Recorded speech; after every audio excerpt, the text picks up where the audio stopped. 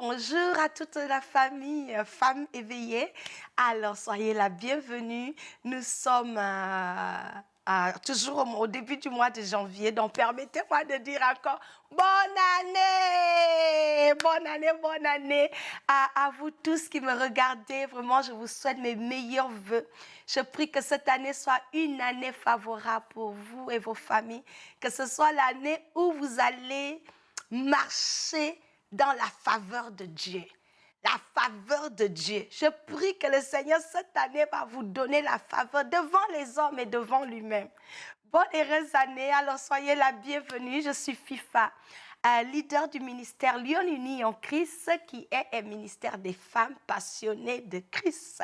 Si jamais tu veux te joindre à ce mouvement des femmes pour Jésus, eh bien, tu peux juste nous envoyer un message et on se fera un plaisir fou de t'ajouter dans le groupe des Lions Unis en Christ. Alors, j'ai un message pour nous aujourd'hui. Le Seigneur ne manque jamais de quoi nous parler. Mais avant d'aborder le thème d'aujourd'hui, je voudrais t'encourager à t'abonner à notre page. C'est très, très important. Tu cliques sur souscrire et tu t'abonnes. De cette manière, tu ne rates pas les vidéos, mais également, ça nous aide. Vos abonnements nous aident à avoir la visibilité.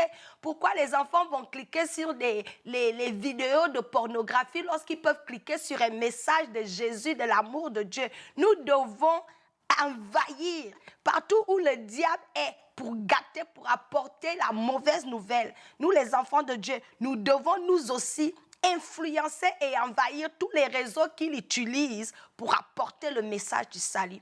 Donc, c'est la raison pour laquelle je vous encourage à vous abonner. Mais également, je vous demande de commenter nos vidéos. Mais surtout, de partager. Lorsque vous commentez, en fait, même si c'est pour dire un amen, ça nous donne de la visibilité. Vous comprenez? Donc, quand tu finis d'écouter, là, même merci, ça là même c'est la politesse. Tu as écouté, tu as été béni, même un petit merci, ça aide. Hein? Je nous encourage et je vais, avant même de commencer le message d'aujourd'hui, s'il vous plaît, je vais prendre une minute. Je voudrais féliciter la France. Nous avons vu les statistiques de ceux qui nous supportent et qui regardent vraiment nos vidéos. La France est sortie en tête de liste. Je dis un gros bravo, un gros merci à tous les Parisiens. J'aime Paris, j'aime la pâtisserie française et puis j'aime magasiner. C'est ce qui m'intéresse en France. Donc vraiment, je vous dis merci à tous mes frères et sœurs dans la foi au niveau de la France. C'était étonnant. Et le deuxième pays en position de frappe, mais bien évidemment, c'est mon Gabon chéri. Yeah! Gabon d'abord, Gabon d'abord. Alors à tous les Gabonais, à mes frères et sœurs du Gabon, c'est pour moi vraiment un honneur de servir Dieu et de savoir que vous êtes derrière moi. Que vous êtes derrière moi en regardant ces vidéos. Je vous dis merci et je salue tous les Gabonais, où que vous soyez dans les 9 provinces, que le Seigneur vous bénisse. J'aime mon pays natal, j'aime mon Gabon et le Gabon sera sauvé. La jeunesse gabonaise viendra à Jésus, au nom puissant de Jésus-Christ de Nazareth. Le Gabon sera sauvé. Gabon shall be saved. Africa shall be saved. In Jesus' name. Le troisième pays, c'est le Cameroun. Yes! Il me faut un billet d'avion aller manger le ndolé à Yaoundé. Je dois aller à Yaoundé et puis à Douala. Alors, je veux dire merci à tous les Camerounais. Bon, vous voyez, vous n'avez pas le choix. Cameroun, Gabon, c'est des voisins. On va au Cameroun en voiture. Donc, je ne suis pas étonnée que le Cameroun soit derrière le Gabon. On est frères. Donc, soyez bénis. Je voulais vraiment reconnaître ces nations-là. Et la Côte d'Ivoire, ben voilà. La Côte d'Ivoire, oh mon Dieu, j'ai vu la Côte d'Ivoire, j'ai dit, mais attendez un peu. Donc, les Ivoiriens sont derrière moi comme ça. Ah, soyez bénis. Je dis un bonjour à tous les gens d'Abidjan, à tous les frères et sœurs dans la foi en Côte d'Ivoire. Vous êtes un pays pour mes prochaines vacances. Je viendrai en Côte d'Ivoire, je dois manger à Tchéké et je dois m'acheter des beaux pains parce que vous avez des jolis pains. Donc, voilà, c'est un projet et lorsque j'y viendrai, je vais vous annoncer mon voyage en Côte d'Ivoire. Donc, merci à toutes ces nations. Que le Seigneur vraiment vous bénisse et j'apprécie votre soutien parce que j'en ai besoin. Alors, sans plus tarder, nous allons commencer l'émission d'aujourd'hui. Je me suis présentée. J'aime à le dire lorsque je me présente et que je dis mon nom. Ce n'est pas parce que je vais vous dire mon nom. En fait, c'est parce que je vais libérer la paix sur vous. Parce que FIFA veut dire messagère de paix. Et moi, j'aime être en paix. Et je déclare et je décrète sur vous et sur vos familles que cette année 2023, le diable n'aura pas l'énergie de frustrer votre paix. Il sera sans force. Que le Seigneur vous donne la paix de toutes parts et que cette paix shalom soit votre partage toute l'année durant. Au nom puissant de Jésus-Christ de Nazareth, soyez bénis. Alors, sans plus tarder, nous allons commencer. Alors, lorsque je cherchais la face de Dieu pour le message d'aujourd'hui, il m'a dit, FIFA, il faut aller parler du changement et des excuses. Je suis restée là parce que vous savez, Dieu parle des manières de voir, tu ne comprends pas. J'ai dû vraiment m'asseoir et méditer là-dessus. Et ce que j'ai saisi que le Seigneur est en train de nous dire, il est en train de nous dire qu'aussi longtemps qu'on va demeurer dans des excuses, il n'y aura pas de changement dans notre vie. C'est la raison pour laquelle il voudrait en ce début d'année, ou plusieurs d'entre nous, je ne sais pas pour vous, la plupart des gens, généralement, quand c'est la nouvelle année, on prend des résolutions, on se fixe des objectifs, on rêve à une meilleure vie. Et puis Dieu nous a fait la promesse que cette année, c'est une année favorable à la percée. Mais Dieu dit, c'est bien, la promesse est là. Mais, si tu vas percer, si tu envisages voir le changement, si tu veux que cette année soit différente de l'année dernière, Dieu m'envoie te dire qu'il n'y a pas de changement lorsqu'on est assise dans les excuses. Écris ça quelque part. Ce sont les gens qui vivent sans excuses là, qui atteignent leurs objectifs. Alors avant de commencer, je vais te poser la question. Fais-tu partie de ces gens-là qui ont des excuses pour ne rien accomplir dans leur vie? J'ai essayé de fouiller la définition d'excuses, je n'ai pas eu le temps, mais je vais nous donner une petite idée de à quoi ça ressemble, les excuses. Tu me regardes peut-être aujourd'hui et tu as des excuses du genre « Ah, je ne peux pas finir mes études, je n'ai personne pour m'aider. » Oh, tu es aigri. Oh, c'est parce que mes parents m'ont rejeté. C'est ça ton excuse d'être aigri, empoisonner la vie de tout le monde. Oh, parce que mon père m'a abandonné. Est-ce que tu es la seule que le père a abandonnée? Il y a des excuses bidons. Oh, je ne suis pas bonne en maths. Excuses. Et plein de choses dans nos vies comme ça, on trouve des excuses. Des excuses en tant qu'enfant de Dieu. Pourquoi tu ne sers pas Dieu? Ah, en ce moment, ma vie, ça ne va pas bien. Je vais servir Dieu comme moi. Je n'ai pas de témoignage. Pourquoi tu ne donnes pas ta dîme? Ah, le petit salaire que je gagne, j'ai combien de dents pour enlever, pour donner offrande dedans? Si je donne la dîme, je vais rester avec quoi? Excuses. Donc, à cause des excuses, tu ne donnes pas la dîme. Tu as la voix, tu peux chanter, tu as le don, mais tu es assise, tu chauffes les bancs de ton église sous prétexte que, pourquoi tu ne rejoins pas le groupe de chants? Ah, je n'aime pas la leader. Notre responsable de l'église des chants, oh, elle est trop fière d'elle. Excuse. Est-ce qu'on sert Dieu à cause de quelqu'un? Plein d'excuses. Il y en a parmi vous, tu me regardes, tout ce que tu fais, c'est de regarder l'église en ligne, c'est de regarder les vidéos sur YouTube. Église, tu ne pars plus. Qu'est-ce qui fait que tu ne pars plus à l'église? Oh, en tout cas, c'est la même chose, je peux suivre mon culte dans mon salon. Je vais aller faire quoi à l'église? Excuses. On a des excuses de ce genre. Pourquoi tu es arrivé en retard? La réunion commençait à 10h. Oh, il y avait trop le trafic. Si tu sais qu'il y a le trafic, pourquoi tu n'es pas quitté chez toi un peu plus tôt pour arriver à temps? Excuses. Et les excuses comme ça, on en a. Excuses comme ça, on en a. Pourquoi tu agis de cette manière? Pourquoi tu vas voler? Ah, c'est parce que personne ne m'aime. Si mes parents étaient là, je ne devais pas faire ce que je fais. Donc tu t'en vas, tu justifies ton vol parce que tes parents ne sont pas là. Donc tu deviens un monstre dans la société au nom que tu n'avais personne pour t'aider, tu n'avais personne pour t'aimer. Il y a plein de gens qui n'ont eu personne pour les aimer, qui n'ont eu personne pour les aider, qui se sont en sortis. Donc tes excuses ne tiennent pas la route. Et si cette année 2023, c'est dans ça que tu veux commencer l'année, je te dis déjà que le Seigneur m'a dit qu'il n'y a pas de changement dans la vie de toute personne qui veut opérer dans un système des excuses. Pour que le changement prenne place, il faut que quelque chose change. Et cette année, tu vas abandonner ton esprit des excuses.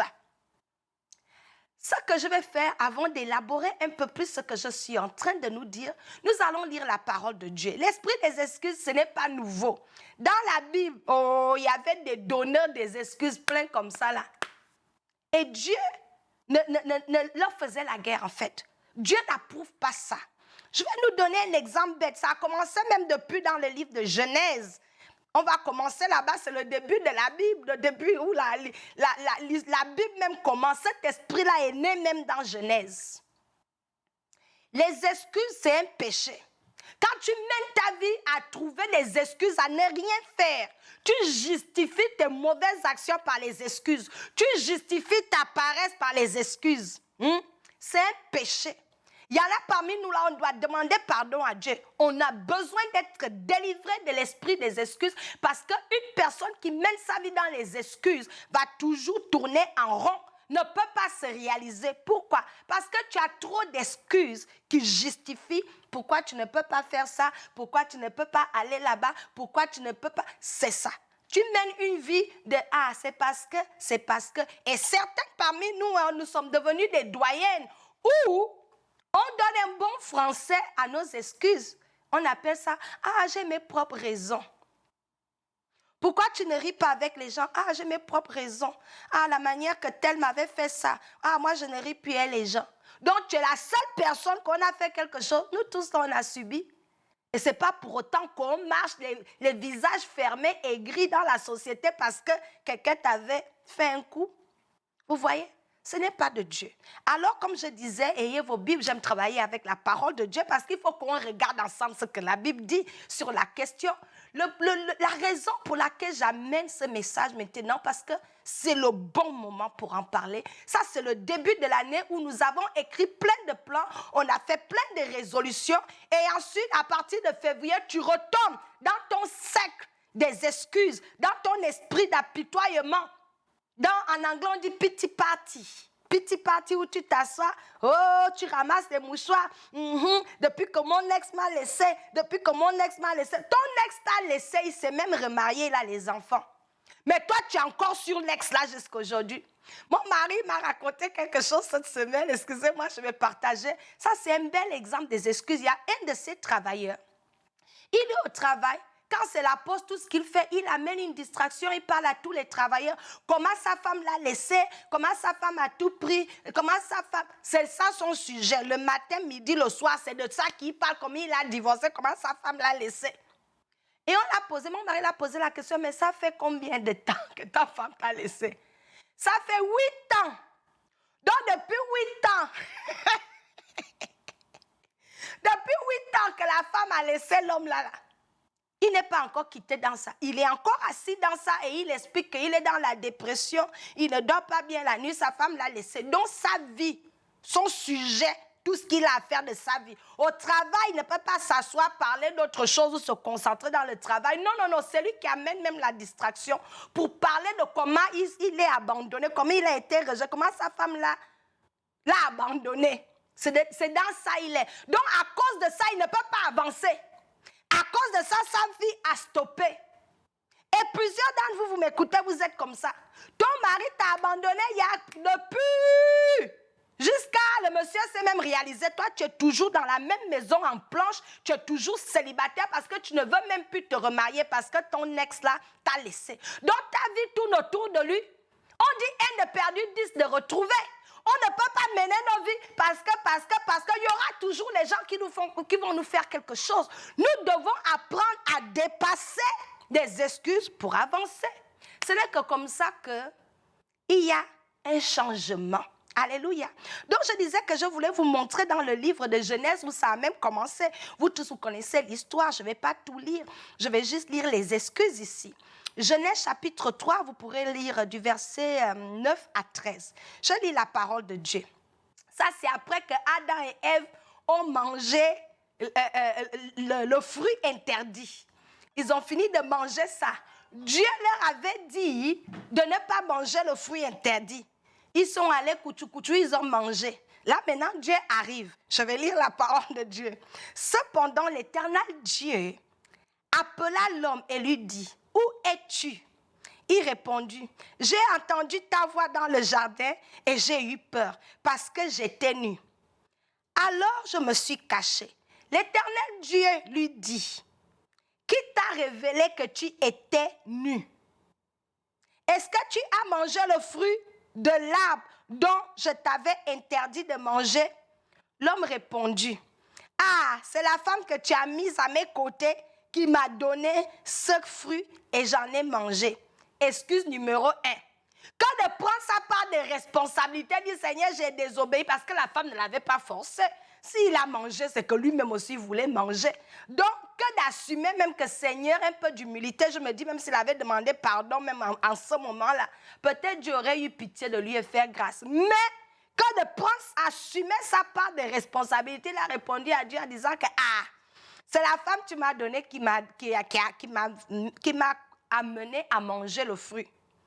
Maintenant, l'homme répondit, c'est la femme que tu as mise à mes côtés qui m'a donné ce fruit que j'ai mangé. L'Éternel Dieu dit à la femme, pourquoi as-tu fait cela? La femme répondit, le serpent m'a trompé, j'ai mangé. Est-ce que vous voyez? Donc l'esprit des excuses, là, ça commence déjà ici. Donc les gens qui aiment vivre dans les excuses, en fait, c'est l'esprit d'Adam et Ève. C'est un esprit où il y a un refus absolu d'assumer notre part de responsabilité. On excuse tout. Ah, pourquoi tu défiles avec les femmes? Chaque mois, tu changes de femme. Ah, je n'ai pas encore trouvé celle que je vais épouser. Je suis en train de les étudier. Non, ça, c'est des excuses. Tu mènes une vie de débauche et tu trouves des excuses à justifier cela que tu n'as pas encore trouvé, tu es encore en train de t'essayer, tu es encore en train d'étudier. Que les femmes sont devenues quoi pour toi? Elles sont devenues quoi? Un livre d'histoire que tu dois étudier, analyser avant de comprendre. Non, tu es en train de t'amuser avec elles. Donc, il ne faut pas toujours trouver des excuses bidons pour justifier le péché. Parce que les excuses nous paralysent. Les excuses n'amènent pas le changement dans nos vies. Les excuses sont des tueurs de potentiel. Tueurs de potentiel. Nous allons continuer. J'ai un autre exemple. Cet exemple se trouve dans le livre de Proverbes. J'avais noté ça quelque part. Seigneur, fais-moi grâce ici. Oh, c'est dans le livre de Proverbes. Et je n'ai pas noté. Oh là là. Anyway, dans ce passage-là, la parole de Dieu dit que le gars, le paresseux, il est à la maison, il ne fout rien de sa vie. Et son excuse, oh, il y a le lion dans la rue. Il y a le lion dehors. Donc, c'est pour cela que je suis paresseux assis ici. Je ne peux pas aller chasser. Je ne peux pas aller chercher de quoi manger. Tu es assis sur ton lit, tu regardes la télé parce que, oh, il y a le lion dehors. Dieu dit que les excuses de ne pas se réaliser, de rester où tu es, dans la paresse, de rester couché où tu es là, de rien faire de ta vie. Tu es où tu es dans ta vie jusqu'à aujourd'hui parce que tu as toujours trouvé des excuses à ne rien faire. Dieu dit ça, c'est la technique des paresseux. Toujours en train de donner des bonnes raisons. Des raisons, ce ne sont même pas des bonnes raisons, des fausses raisons pour justifier notre mauvaise volonté à se prendre en main. Vous voyez, c'est dans la parole de Dieu. Un autre chef des excuses, je vais lire ce verset, ensuite je vais élaborer encore un peu.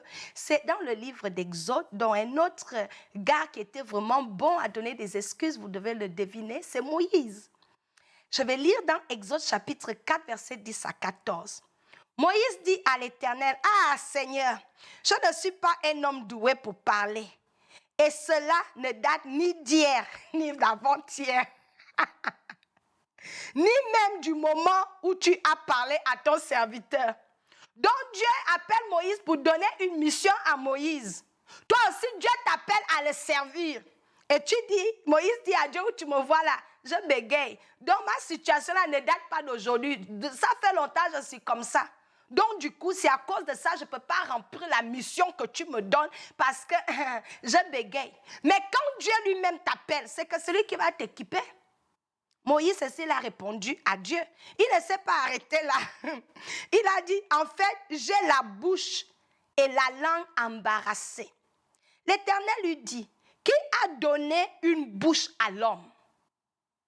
Toi aussi, comme Moïse, tu te dis, ah Seigneur, je n'ai pas l'argent du taxi. Il y en a, vous n'allez pas à l'église. Oh. Ah, je n'ai pas l'argent du taxi. Mais si c'était pour aller en boîte de nuit, pour aller dans une fête là, pour aller dans un deuil ou un mariage, tu devais trouver l'argent du taxi. Il y en a parmi vous, vous n'allez pas à l'église. Ah, mon frère, tu n'étais pas à l'église. Pourquoi? Je n'ai pas l'argent du taxi. Si tu voulais vraiment aller à l'église, tu devais trouver les moyens. Lorsqu'on veut faire quelque chose, on trouve les voies et des moyens pour le faire. Mais quand on n'a pas envie de faire quelque chose, on trouve des excuses bêtes pour rester où nous sommes. Parce que si tu voulais vraiment aller à l'église, tu as les pieds, tu peux marcher. Tu peux marcher. Ou tu peux demander à quelqu'un, ah mon frère, je vais aller à l'église, je n'ai pas l'argent, trouve-moi 1000 francs. Dieu va ouvrir des portes. Donc c'est Moïse, Dieu l'a envoyé, il dit à Dieu, tu me vois là, j'ai un problème, je m'égaye. Dieu l'a posé la question que qui a créé la bouche? Si c'est moi qui t'appelle, j'ai l'habilité de régler le problème de ta langue. Excuse numéro 1. Il continue encore. Dieu dit, qui rend le muet sourd, capable de voir ou aveugle? N'est-ce pas moi l'Éternel? C'est moi qui donne l'habilité et la force à qui veut l'avoir pour se réaliser. Maintenant, vas-y, je serai avec toi. Donc Dieu dit, je serai avec toi. Moïse au verset 13 dit à Dieu, ah Seigneur, envoie quelqu'un d'autre que moi.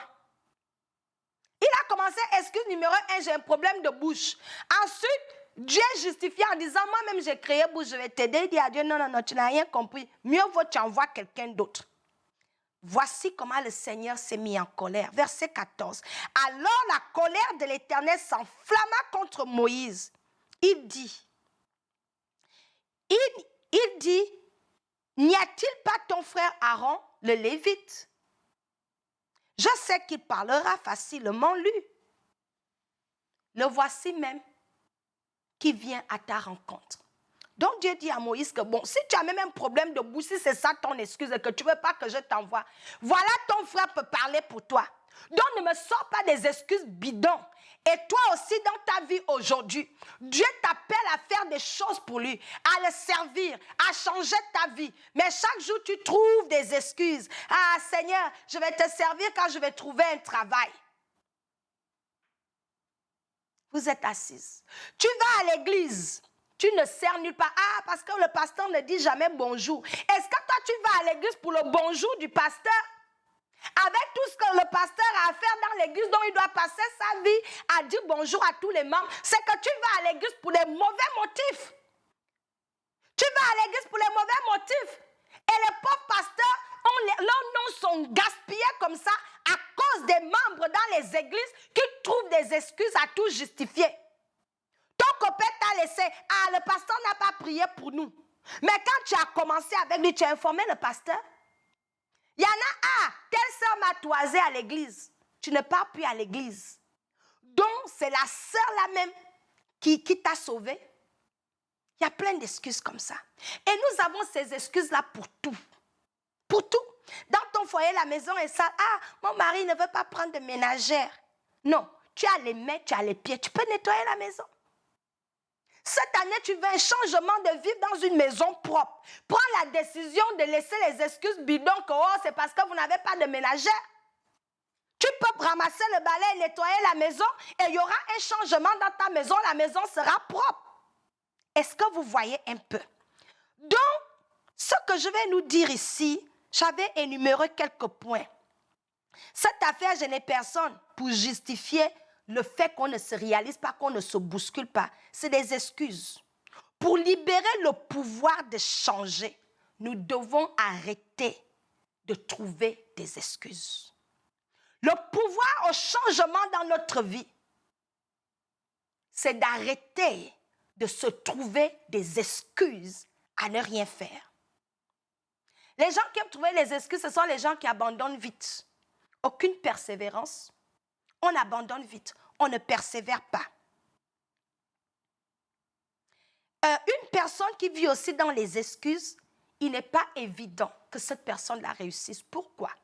Parce que la panoplie des excuses que tu te donnes pour ne pas faire ce que Dieu t'appelle à faire, ça ne peut pas amener le changement. Tu as besoin de retourner aux études. Inscris-toi, va. Ne dis pas, oh, il neige, il fait trop froid dans le pays des Blancs. Là. Tu es à la maison, tu vas manger, l'assurance sociale, on va te donner les miettes. Lorsque tu peux améliorer ta vie. Dans cette année 2023, là, si tu veux vraiment vivre un changement et la percée surnaturelle de Dieu, tu vas faire une chose. C'est de laisser ta mentalité des excuses qui est vraiment l'esprit du non-accomplissement, l'esprit qui va te garder dans le statu quo. Tu dois renoncer à cela et le remède, dans ma conclusion, le remède pour t'aider à faire ça là. Ça se trouve dans le livre de Jean chapitre 5, versets 7 à 8, vous allez lire. Il y avait un malade, voici la Bible dit, le malade répondit, Seigneur, je n'ai personne pour me jeter dans la piscine. Quand l'eau est agitée et pendant que j'y vais, un autre descend avant moi. Le Seigneur l'a dit, lève-toi et marche. Le Seigneur l'a dit, lève-toi et marche. Donc moi aussi, 2023, là, je viens nous dire, à nous toutes, moi-même aussi, peut-être aussi j'ai les excuses. On trouve des excuses. Le remède pour nous de vivre le changement que nous voulons voir dans notre vie, financièrement, professionnellement, académiquement, spirituellement, le changement que nous voulons expérimenter, le remède, lève-toi et marche. Lève-toi, fais quelque chose. Oh ma soeur, pourquoi tu ne pries pas? Ah, l'affaire de prière là, je suis dans l'assoupissement. Non, ouvre la bouche, prie. Aussi longtemps que tu ne vas pas te lever et prier et être avec les gens qui prient et aller à l'église où on prie, tu ne pourras pas prier. Parce que les excuses vont te garder dans le même niveau de prière. Lis ta Bible. Ah, quand je lis la Bible, je ne comprends rien. Continue de lire. Depuis que tu trouves les excuses à ne pas lire la Bible, la sagesse, tu n'as pas. Parce que la révélation dont tu as besoin pour changer ta vie, là, c'est dans la Bible. Mais tes excuses ont fait que tu ne connais pas la pensée de Dieu pour ta vie. Tu n'ouvres pas la Bible. Dans cette année, fais une chose. Laisse les excuses. La dernière chose, ça c'est une nouvelle année. La plus grande résolution que nous devons prendre, c'est de prendre l'engagement cette année, de servir Jésus. Je ne dis pas d'aller à l'église, mais d'avoir une relation personnelle avec Christ. Ça, c'est la plus grande décision que tu veux prendre cette année. Que tu vas marcher avec Christ et avoir une relation personnelle avec lui. Parmi vous, là, vous trouvez les excuses. Je ne peux pas donner ma vie à Jésus. Ah, je suis encore avec mon copain. Si j'accepte Jésus, il va me dire de laisser la fornication. Jésus revient bientôt. Il revient bientôt. Arrête de trouver des excuses à ne pas donner ta vie à Christ. Jésus-Christ est le chemin, la vérité et la vie. Et c'est lui qui peut t'accorder le succès et le changement radical dans ta vie. Donc, mon frère, ma soeur, tu m'écoutes. Arrête de remettre à demain ce que tu peux faire aujourd'hui. Donne ta vie à Jésus et cette année, prends la décision de le servir et de lui obéir. Obéis. La Bible dit que notre bénédiction est conditionnée par notre obéissance à Dieu. Décide d'obéir à Dieu. Il dit laisse le vol, il faut laisser, tu vas avancer. Parce que si tu demeures dans le vol, c'est la prison et l'enfer. Fais un choix aujourd'hui. Laisse tomber les excuses. Lève-toi et marche. Soyez bénis. Amen.